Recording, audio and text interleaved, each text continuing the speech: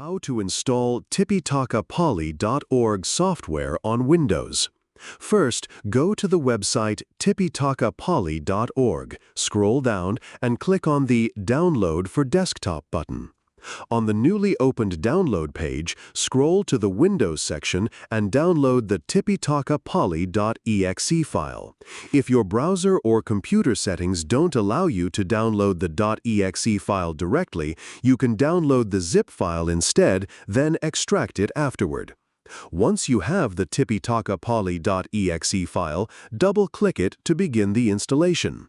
Since this software hasn't been signed with a paid certificate, Windows won't recognize the developer and will show a warning like this.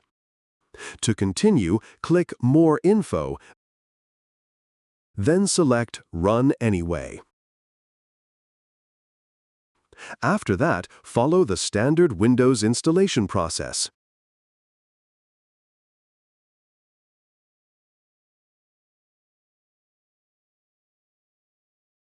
Congratulations! You've successfully installed the tipitakapali.org software. To explore the main features of the app, please watch the user guide video using the links shown on the screen.